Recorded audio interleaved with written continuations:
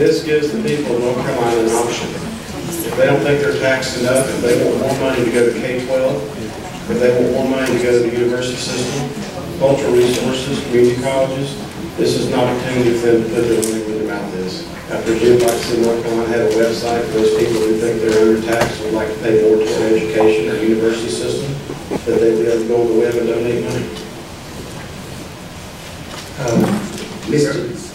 Representative Lupke. Thank you. Well, I think there's two concerns about this bill. The first is that, well, first of all, this is not checked off in the sense that it's on the top of your tax form. It's another line on the tax form, and so you are really complicating it in terms of the work of the Department of Revenue to decide, to look at each of these and say you want to send $50 to cultural resources and $25 to HHS and public instruction and all. It just seems it's kind of extraordinary in terms of the amount of extra work that you're asking the Department of Revenue to do. But more fundamentally, for what do we have a General Assembly? We have a General Assembly to make decisions about how much revenue we need, and we have a General Assembly that makes decisions about where to spend the money. And this seems to be just circumventing the legislative process. So this doesn't make sense to me fundamentally because of that. It undermines the legislative process, and I oppose the bill. Thank you. May I respond, Mr. Chairman? Yes. I agree with Representative Lupke. This is extraordinary because it's pushing the power away from this building, away from the city, and back down to the people of North Carolina who think if they want to give more to public education or university systems, this is an avenue to do that. There is no method currently in the state of North Carolina that allows people to give more money to things that are of interest to them. And if it's good enough for the wildlife of this state, it should be good enough for the kids. I think we have quite a few creative minds around here that I think one additional line to the form in lieu of what we've just heard is not going to be a problem. I really want to commend the bill sponsors. I think this is an outstanding idea for all those citizens that do feel like that they're undertaxed and that there's more money that needs to be sent to Raleigh. This does give them that opportunity, and I will support the bill. It's a political device to call the bluff of those who want no sunset on the temporary sales taxes. But aside from that, I think we know that current form aside, this is, I think, moving down a path that we did with our license plates, where we are in an absolutely dreadful situation with the license plates, and what we've ended up is creating a model by which we have a gazillion different license plate symbols, and the highway patrol goes slightly mad because it's difficult to read. We will find a way to have not only breast cancer research checkoff, we will have a multitude of different projects in the checkoff, and I don't even know why, when we want to have some kind of rational government plan for raising our revenues, why we would ever want to do this. But I admire you for your creative thinking. First, I don't know anybody who thinks they're undertaxed personally, but I do know a lot of people that think that certain parts of state government are underfunded. So, that's a situation I don't think we can reconcile. It just seems to me that we have an obligation as citizens of the state to fund government collectively and not allow people to decide what they're going to fund and what they are not going to fund by checkoffs. If I want to donate money to the university system, I can do it. If I want to donate money to my public schools, I can do it without going through the state of North Carolina. Finally, I would just like that. I can see all kinds of scenarios where if this took hold and people were giving lots of money to public education, the legislature would see that as a way to reduce funding at the state level to balance that up, and suddenly we would have only people who felt like they had an interest in that specific part of government funding it. And as we know, we all have a responsibility to fund education. It's not just parents that think they have kids in school and they want their children's education to be better, but everybody benefits and everybody should have to pay. And I just think this bill is ridiculous on its face, and I'm going to vote against it. Thank you. Just as been said, I just think that this is a political ploy, and to give us the option and then limit our options doesn't make much sense. Also, I would point out that doing it this way, I would see that you're going to need more employees, and I don't know whether the department is going to be staffed up to meet the demand of if the citizens really want to give. So I just think we are going in the wrong direction with this bill. Thank you. I do think that there is, I think, a deep political divide here. I don't think it started with this bill. I don't think it'll end with this bill. You know, I pay all my taxes in full. In fact, the only time I was ever audited by the IRS, they found out I wasn't taking some of the deductions I could have taken and never heard from them again because they didn't want to give me any of my money back.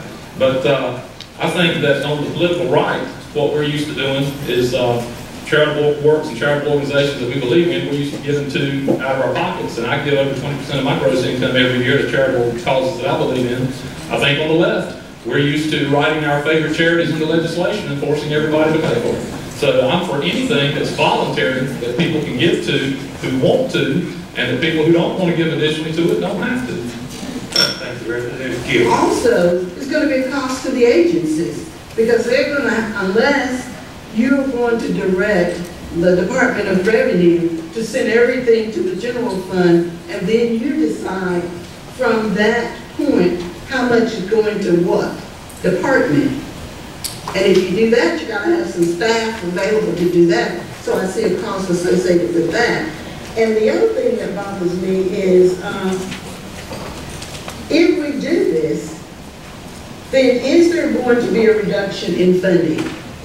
And I think that is important for us to know, because depending on, then we'll have to wait until all of these tax information is in and the refunds are made in order to determine how much money is coming from this tax checkoff to each of the departments to determine how much we're going to reduce it in order to, I guess, balance the budget.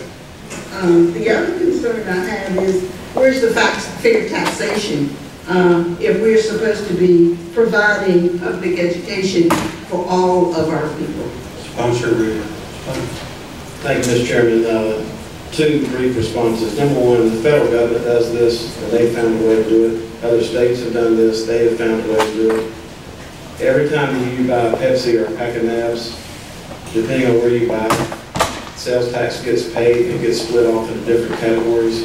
And we're talking about mechanics, but the basic spirit of this bill is, are we willing to push the power away from this town and back to the people of this state regarding these decisions? There is no mechanism now.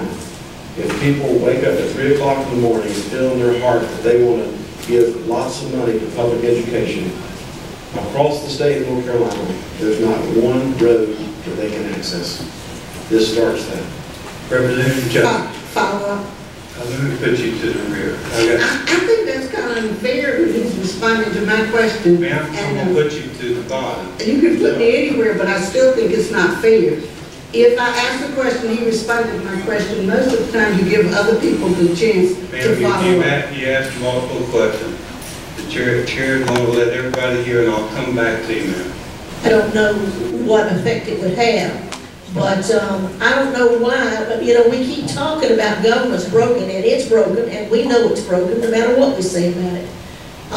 If we can think of new and unique ideas to help prop us up until we get through these times, I just can't comprehend what's wrong with it. But what I fear is that it is a way to pass the responsibility that we were elected, sent here to do. It's passing that responsibility back to the people who brought us here, who elected us to come and do these things that you're asking them to do. You're essentially asking them to come up with the budget for the state. And if you have been reading your emails, answering your phone calls from the constituents that you serve, you will know that it's important to them that education be funded. They don't have to check off a little box. I see this as very patronizing. I think that it says, check off a little box and we'll send you a few dollars. to your favorite place. But we don't want the responsibility for deciding what we believe is most important based on what we're hearing from you in emails and phone calls and letters. And I just think that it's patronizing. I think that it signals an unwillingness for us to step up and fund the things that are most important to people in this state. And it's just shirking responsibility. It's a cute and clever idea, no doubt, but it passes, it takes away the responsibility that we were elected to come and fulfill. Thank you. We have still taxes. We still have tax revenue. We will still be funding the core missions of the state. There are people who think we're not funding enough, and those people are certainly willing to send in more money, and that money, again, you can make a $1 or $2 contribution to your local schools and it might not be felt. But if everybody who wants to send in $1, $2, $5, $10, it can make a tremendous difference. And we've seen that with the wildlife funds and those kinds of things. This will not replace the tax base that we have. It will merely supplement it, and it will empower the citizens to tell us what they think, to tell us whether they really think it needs more. Your position is one that's patronizing. Your position is one that says everybody must give whatever we think is needed. Mr. Chairman, I'd like to respond to the representative since she did point out that I was patronizing. Thank you, Mr. Chairman. I really think that if we have been listening to the emails, the phone calls, reading our letters, looking at any form of communication that we are getting from the people back at home, we would know that what they're saying to us is fund education, find people jobs. But what seems to be happening here is that while we're busily taking away people's power, we are disempowering them in terms of voting. We are telling them they're going to get to vote less often. We're going to cut out the amount of time they get to vote. And then we're going to tell them that the only way you can be empowered is to check off a box on your tax form. They're telling us at home that they want education, they want jobs, they want health care. But what we're telling them is, okay, you check off the box, and if you check off health care, we'll put a little money out there. If you check off education, we'll put a little money out there. But only if you check the little box. Not if you vote, because we're not going to let you vote. Not if you email us or phone call us or write us letters.